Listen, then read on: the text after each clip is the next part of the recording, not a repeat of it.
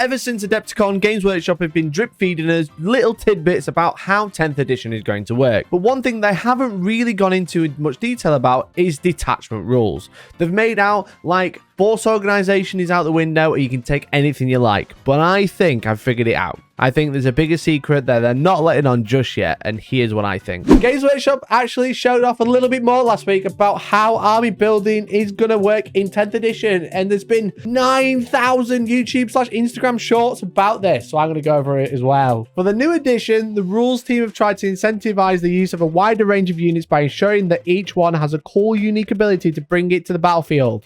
Yes, because they took the stratagems away and wrote it down on the data sheet. So yeah, so select battle size. Looks like the board size is staying the same. If there's anything to go by. Start your army roster. Choose a faction. Select detachment rules. Listen, we went over this last week, sorry. No one else has figured it out bar us. We're in. We're on the ground level. We're like crypto bros thinking they've figured it out, okay? We're the crypto bros where they're still delusional, okay? That's where we are. You know, we're not like crypto bros 10 months in, still coping, you know? We're crypto bros on the ground floor, delusional. We know what it means. In 10th edition, they haven't specifically said this yet, but this is what it feels like, okay? Select your battle size, start your roster, choose your faction, let's change this to Army of Renown, okay?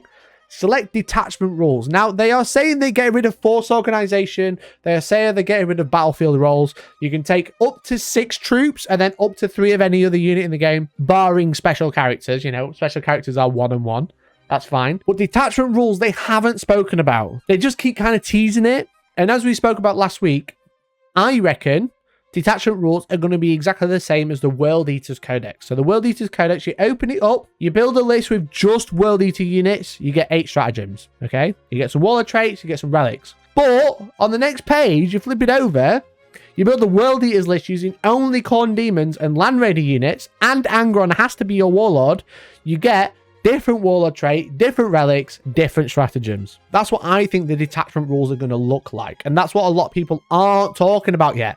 No one really knows what they're going to be. Again, ground level, crypto bros, delusional still. That's what it's going to be. So the detachment rules are going to look very familiar to Army of Renown, such as the Thousand Suns one from the Rift War book, such as I think the World Eaters book is like prime example of how this is going to work, you know? Because it lays it out. These are the units you can have, Warlord trait, relic, stratagems.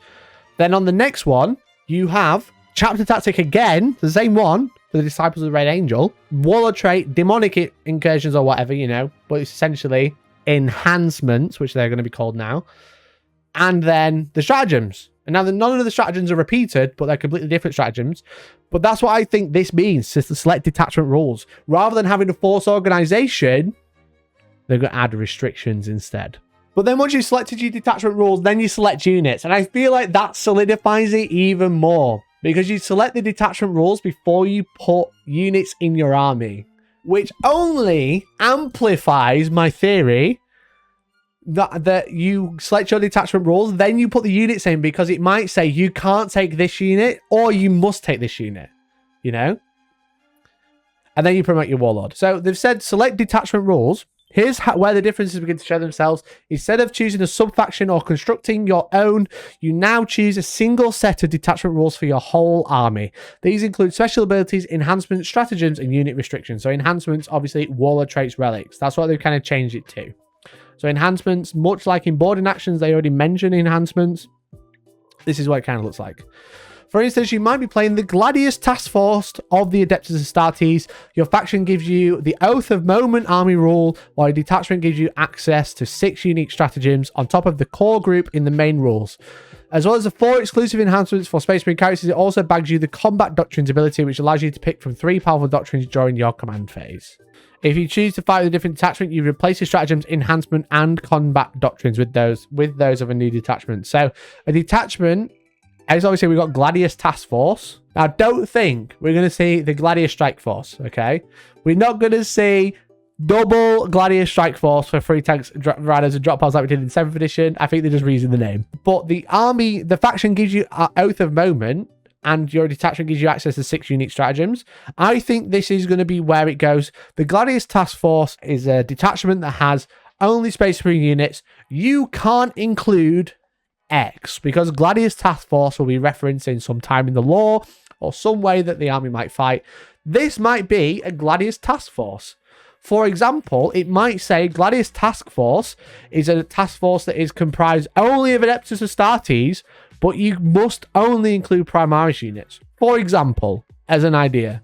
It might be like the Gladius Task Force is from this part of the lore. After Gulliman wakes up, because Gulliman big Chad. And Gulliman is like, let's send all the newbies out in one go. And that's what it might say. So it might be like, Gladius Task Force, you can't take non-Primaris units. So you must only take, your detachment must only contain Primaris units.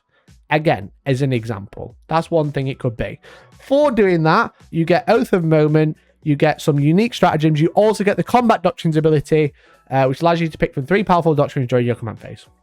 You think it'd be as simple as Ultramarine detachment, you can't take non-Ultramarine characters. That could be something that they say. Gladius Task Force is only Ultramarines. Well, that's what I think. I think you're going to go from, rather than going, oh, I'm going to be a mere conglomerate, and then I'm going to take all these units. It's going to be like, if you want to be a mere conglomerate, they play in a certain way, so you can only take these units. But it might be like Iron Hands, as like might have their own detachment, where it's like you can't take Vanguard Veterans because they're not very Iron Handsy. You can't take some other unit. You can't take Bikes because they're not very Iron Handsy. You can only take Dreadnoughts, for example, or infantry. You know, and I think that's what you're going to see. You're going to see like some really interesting detachment rules and cool stratagems, but I feel like they're going to be much more limiting in what you can actually take. And I think that's what the way they're going to take or make like things more balanced. It's going to be like, here's a fucking broken stratagem, but you can only use it on these units in this detachment because it's like an army and army restrictions, you know? But I really appreciate it, buddy. There it is. Thank you very much for the fight, mate. Rid of their chapter-specific special rules, or are we all Ultramarines now? Sad if we are. Happy if Templars get a 5++ still. Are we all going to be Ultramarines? I don't think so, because I think they're going to be like, here's a detachment that plays like Iron Hands. Here's a detachment that plays like Black Templars, you know? If you do this, you get this army rule, and it's like, all Bikes get +2 move. And it's like, oh, that'd be really good with White Scars. Okay, now it's in a White Scars detachment, basically. And it'd be like, oh, this one like buffs Dreadnoughts. Oh, that'd be really good for an Iron Hands player. But I don't know how much is going to be restricted to the colours your army is painted as. I don't know. Again, I'm only guessing. Which you can just say, oh yeah, maybe there'll be a Blood Angels one. And that'd be cool. But also, they could make them all kind of generic, where they all act on, like, buff different things. There might be one that's, like, really good for jump packs, for example. It's like, oh, you get all these stratagems that affect things with the jump pack. That's really good for Blood Angels, and it's also really good for Raven Guard, you know? So that'd be, like, a really good way to do that. So maybe it's more generic like that. Or it might be like, here's Ultramarines, here's Imperial Fists, here's Blood Angels, for example. They could break all those down into separate codexes. But then the other factions, they might not do that because there isn't as much to work with as there is with Space Marines. It does say, detachment choice will rarely be tied to an army colour scheme. So while Ultramarines might be theoretical and practical masters of the Gladius Task Force, other chapters can use it too. And the same will be true of many other detachments as they are added into the game. So maybe, yes, they do make them quite generic. That's what it kind of sounds like, you know? Much like the Guard Codex is kind of like a tester for this, I think. Where they've just gone, everybody's everything. It's fine. It sounds like they're going to be quite generic. It looks like they've been taking a tip from your boy's book. You're not going to be locked into a single detachment just because you paid your army blue or red or yellow. Listen, it doesn't matter if you're black or white, red or yellow, blue or green. Everybody's a Blood Raven in my eyes. Everybody is a Blood Raven in my eyes. I don't care. So there might be some, but it says they're not going to be locked to a single detachment just because you painted a colour. So they might be like ones that are fitting for the lore of that faction, but any faction can use it, which is cool. I like it. This is what I've been preaching for 5 years, and they've finally listened. No more can Warhammer World ban my red Gulliman. No more. Red Gulliman is allowed. It doesn't matter what colour we're painted.